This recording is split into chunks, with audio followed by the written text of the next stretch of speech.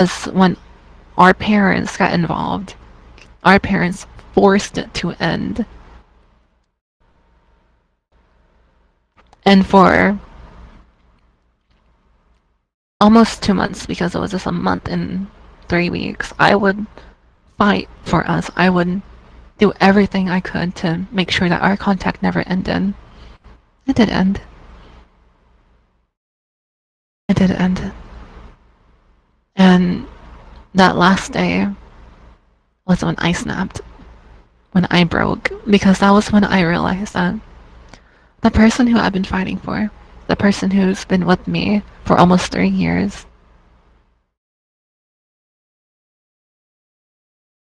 that person was never fighting for me. That person was fighting against me. And the words that they said to me that haunted me was, "It's you and me against the world." No, it wasn't. It was me against them and the world trying to end a relationship before it got too ugly, too horrible. Because we were going down a path that only one of us would have survived. Because I had become suicidal. 13 scars are still on my arm, but they're really, really. You can only see about 3 of those scars now. The 13 that were on my arm. You can only see 3. I've healed somewhat. I haven't been able to heal fully because they've been reappearing in my life. The last time that me and them spoke was about only just like 2 months ago, I believe. Months, almost a year after we had broken up. I thought I was done with them in January because we ended that relationship in 2023. September, maybe? August? October, maybe? I don't know. I don't care to remember when it ended. I'm glad it's over. A part of me still loves him, yes, but that's just how it's going to work. That was my first love. That was the first person to mean everything to me that wants them. But the rest of me is good riddance. And so after we break up and me realizing that no one was fighting for me, that I was alone, I went borderline insane. I tormented them for 3 months straight, getting them to a point of suicidal too. That would never be the same amount of pain they inflicted on me.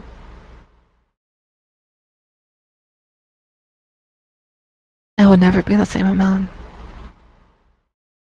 But I'm the one to be blamed for all of it. From my family blames me. Their family blames me for everything. Being one of the few people who know what actually happened in that relationship. I don't blame them or me. I blame both of us. We were both kids. We were both stupid. We both share an equal amount of blame. Not one of us is the sole reason it went down to horrible things. But I tormented them because how I work, how my mentality is if you hurt me, I'm going to make sure you hurt tenfold. I made them hurt. I regret making them hurt. I regret giving them any time of my life, but I did. I've come to accept it. But after those months, and I was finally caught by my own mother, who caught me, who told me dead in my eyes that the child that she bore was not the person standing in front of her, but I had become a shell of the child that she loved. my family members told me that when I would walk into a room, the air around me was different. It was as if it was a darker shade. That my eyes were dead. That my eyes were so sunken that it looked like those bags underneath my eyes were scars. Because I lost a lot of sleep. I would cry a lot. I wouldn't smile only until recently. I did not smile for months straight. I didn't laugh. I didn't enjoy anything. And yeah. What's happening? I don't know what else to say except now, where I'm happy. They're not a part of my life. I'm not a part of their life. Yes, I did check a game that allows me to see who looks me up on anything. And Lord and behold, my ex looked me up. Uh, the 18th of last month. So that's just perfect. I'm still on their mind. Mind you, after we were done, like months later, they would talk to me. I would talk to them. I'm like, okay, hey, how you doing? Long time no see. And they told me to their face, no, to my face, they told me, you know, I imagine one of my friends being the child that me and you never had. Pardon? And that the person that they're with sometimes reminds them of me.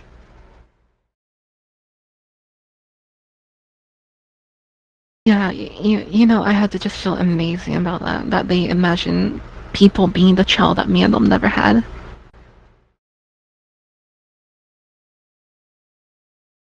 It disgusts me still. And then after that, they ghost me. I was being nice. They drew something because they like to draw. They drew something. I sent them a message like, "Oh hey, you good? I saw the drawing you posted." And then they instantly blocked me. And then months later, or I think maybe like only 2 months, that you reappear.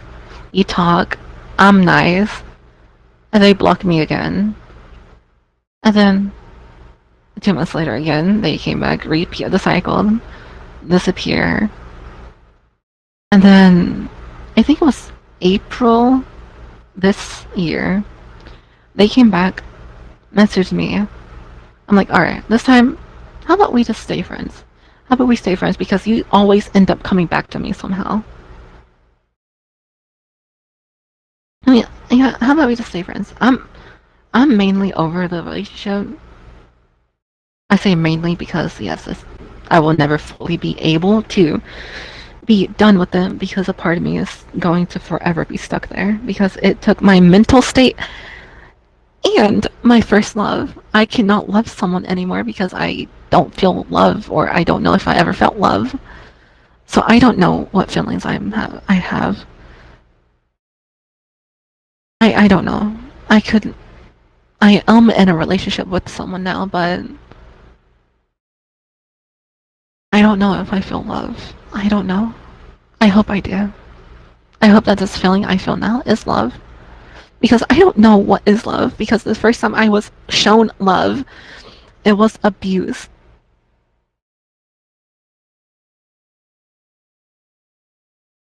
And so we talk.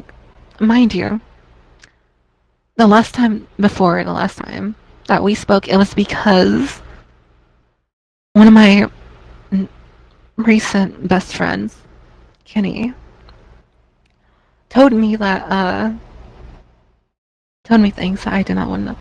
My first love groomed with their boyfriend. They groomed like 11 or 18 kids together.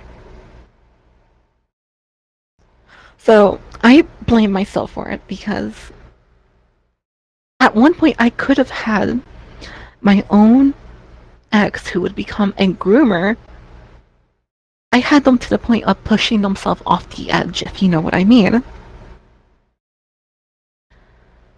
And so I blame myself that, oh, if I had pushed them over the edge, these kids would have been groomed. And they aged from 11 to 18. And there was 18 of them. 18 or 11 of them. But there were multiple underage children being groomed by the person I could have had dead. Of course, I'm glad I didn't make them go over the edge, but at the time, I really thought, oh, I should have. Human life is sacred. Even if you hate someone, even if they commit horrible atrocities, human life is still sacred. Yes, executions are still justifiable. Because, oh, if little Jimmy massacred Texas, where I live, of course he's going to be put down like a dog. He deserves to.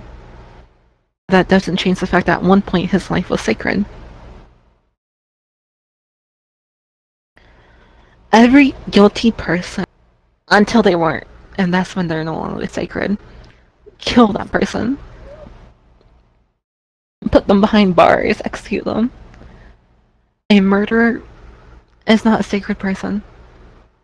Innocence is sacred. That's how you're sacred.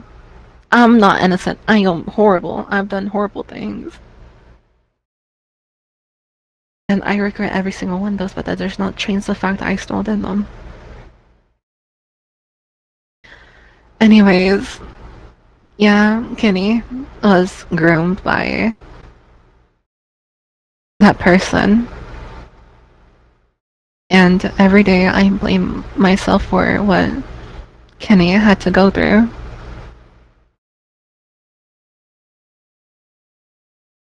I blame myself still.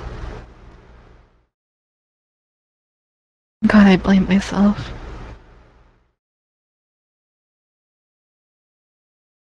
And, this recent time they came back, they told me something that I didn't want to hear. They wanted me to be happy about it. I don't think anyone in their right mind would be happy about it. They are a year younger than me. They are 16, about to be 17 because their birthday is coming up soon. But they told me that they had lost their V card to their boyfriend who's 19.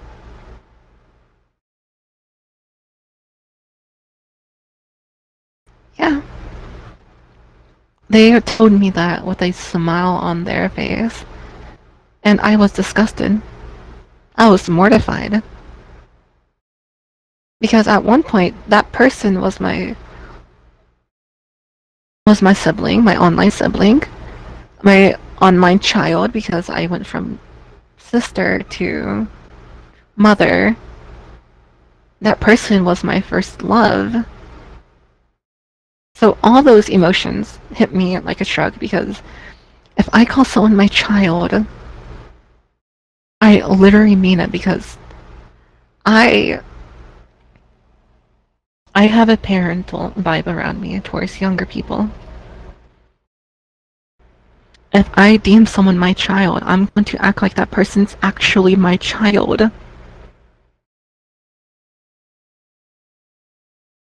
And I told myself when they told me that, like, I raised them better. I did what I could. I raised them to be smart. They should have known that throwing away their V card to someone that much older than them, that's not okay. And then they started arguing with me like, you see other kids doing it, so why is it a problem when I do it? I don't know those kids. I know you. I know you're smarter. So all I can hope for is that they stick together. They stay together. To get married. To get married so that they never learn to regret that they threw away their V card too long. That's all I can hope for.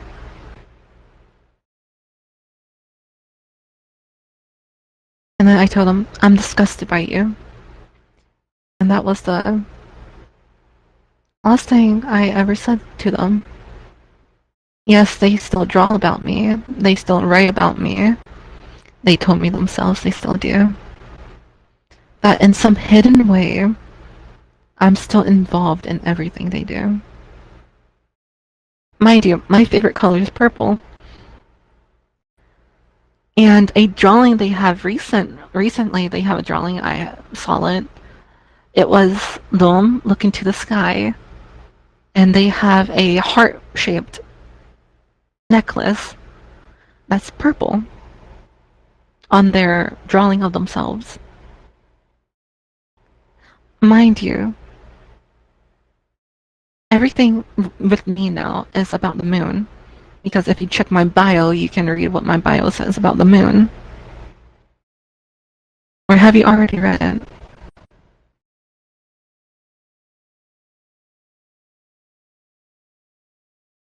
Have you?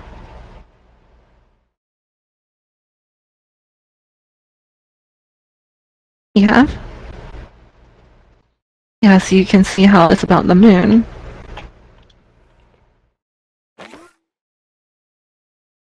Everything I really do is about the moon. Things that I write have things to do about the moon. And they have a purple. Okay, I could get it if it was a necklace, a moon necklace. But any other color than purple. Purple, the moon, you telling me that you still draw about me.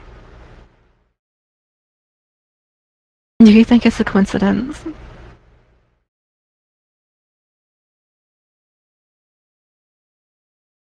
You sure?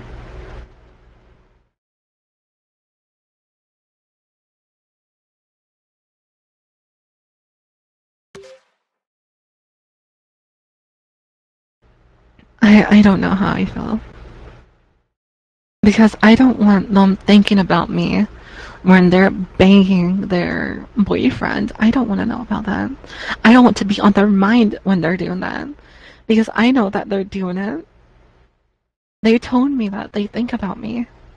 I don't want to be in their mind when they're doing that.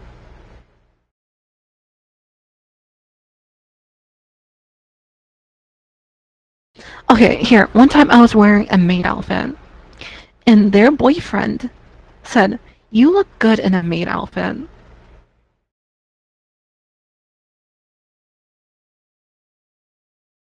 How am I supposed to react to that?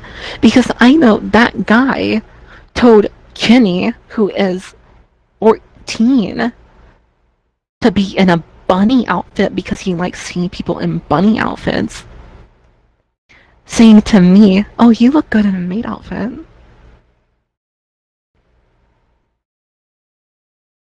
You don't understand how bad I felt creeped out, how I felt violated by simple words.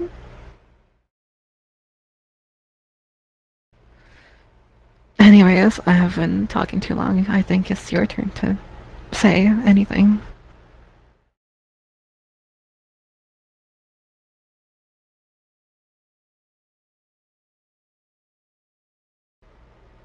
Respond to any texts you have.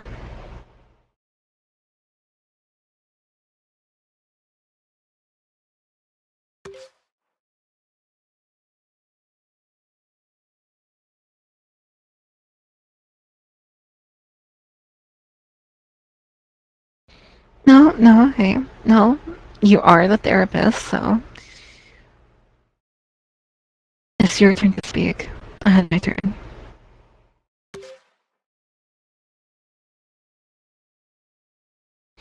Well, I want to hear what you have to say about anything I've said recently.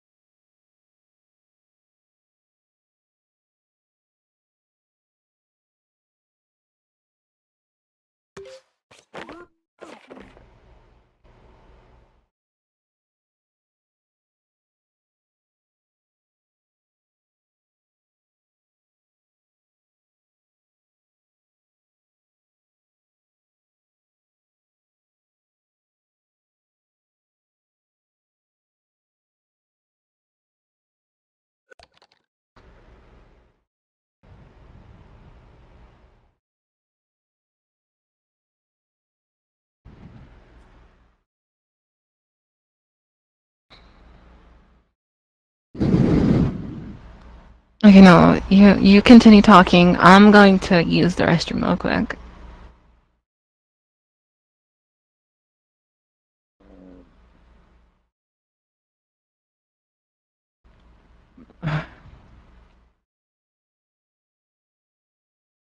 Yeah, I'm going to go use the restroom real quick.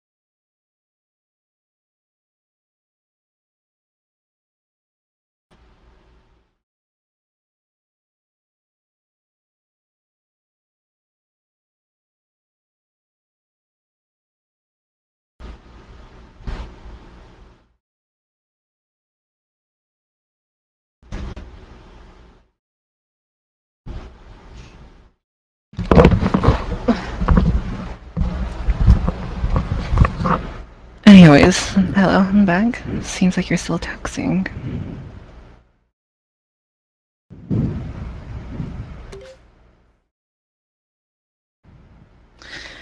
I know some of what you true. I know somewhat you truly feel like nobody's there for you, family, friends, and the future. But currently, I have people around me who mean a lot to me, who care about me. I'm no longer in that dark part of my life. There are people who mean a lot to me now. There are people who are willing to care about me too. I'm no longer lost and alone. There are people there for me. My family, our family, you know, they're great. I love my family.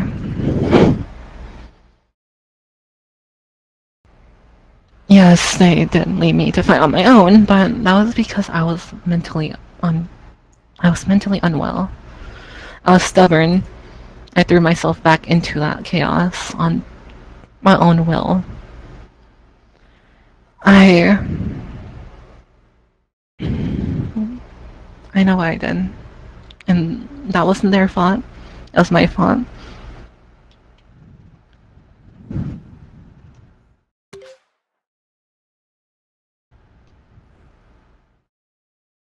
Exactly. These past few months, even if that person did come around,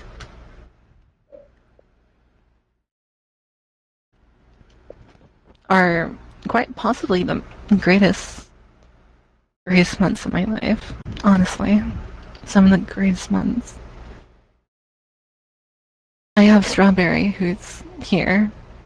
Strawberry, who's probably watching my stream. And Strawberry is my support about it. Father. Father means a lot to me. Kenny. Olivia. Cora.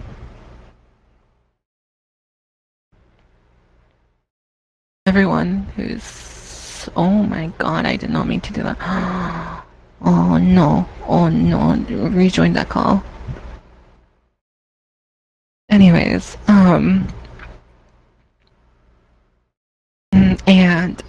and all those other goofy people who I cherish. Friends on Roblox I love. Friends on Rec Room I love. I have people around me. I'm no longer the idiot who thought I was alone. I have people there. And they don't know how much they mean to me. Without them, I probably wouldn't be here. I'll still be chasing that idiot, that person still. I would still be doing that.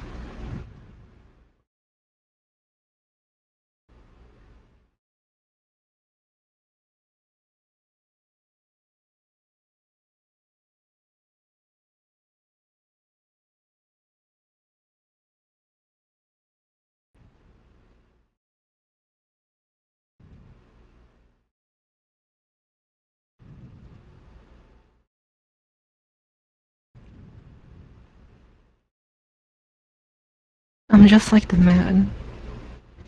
Well, everyone's life is just like the moon. At certain points of your life, it'll be dark, empty.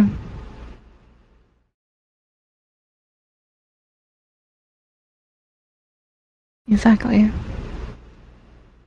But everyone's just like the moon. There'll be times where there's no light. And you just have to wait. Wait for that full moon to come back to your life. To feel full. And share that light to worlds that are left in the darkness. But there will always be a new moon in your life. where there's nothing but darkness. No stars, just darkness. But at the end of the day, there is gonna be a new moon. Life is never just nothing but darkness. You always have a light.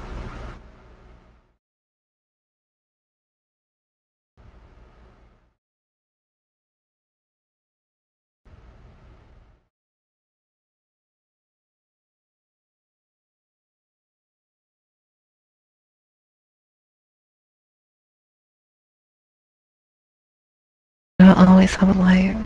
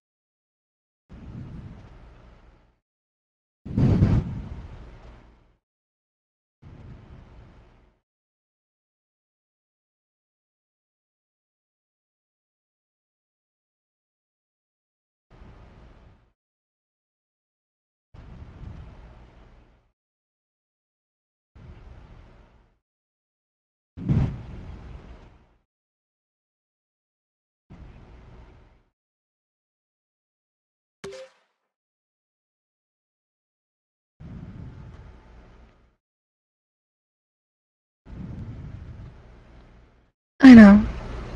And why they stopped loving me will forever be a question.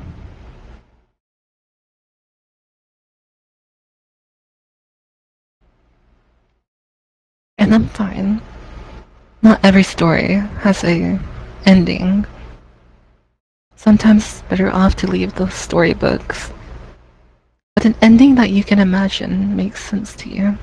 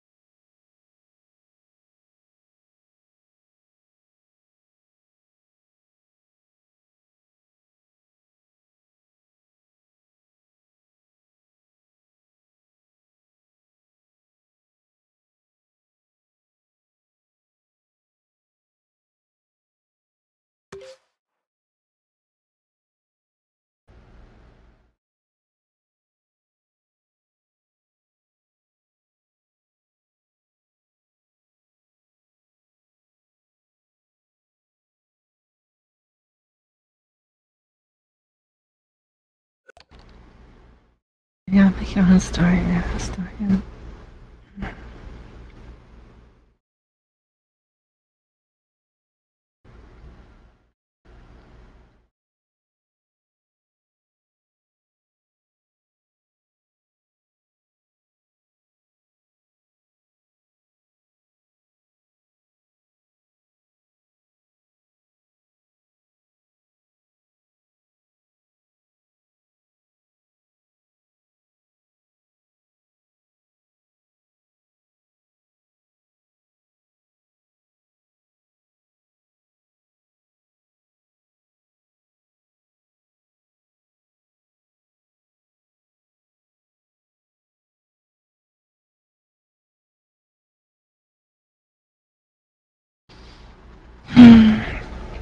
You're right.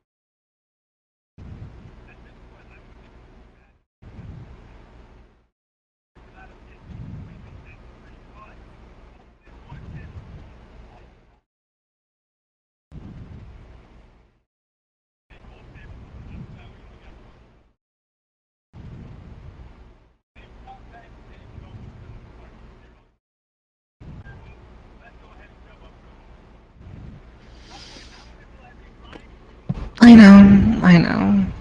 There's no point on hanging on to the past. Find a story that will make me happy. I know. I know.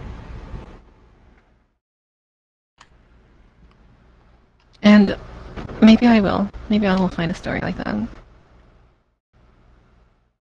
God, I hope so.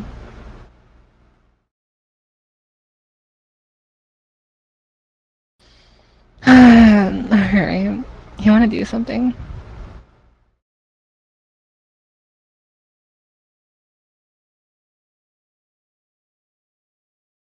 Or do you want to go to sleep?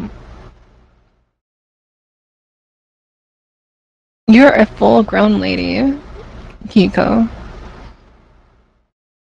You have responsibilities.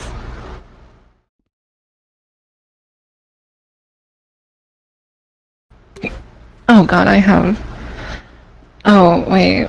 It's 6 p.m. for you? Jesus. It is 4 a.m. to me. I also have the hiccups. I have the hiccups. I'm going to die. I'm actually going to explode. Alright, let's find something to do. There's no point in being sad. We have life to live. Not a sad life. We should be happy.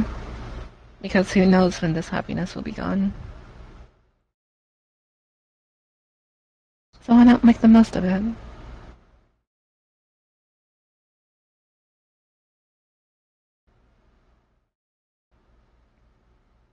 And be happy for those who want us to be.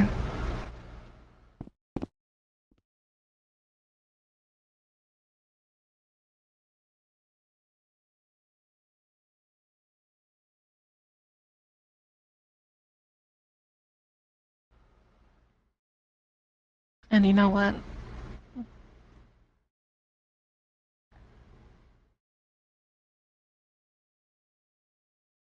Maybe one day we will all be on top of Arasaka Tower.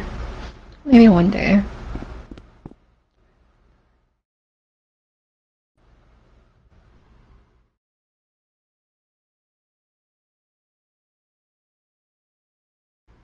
And some of us are on top of that Arasaka Tower.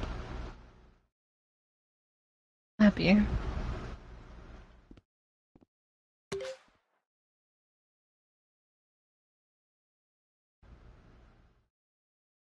Exactly.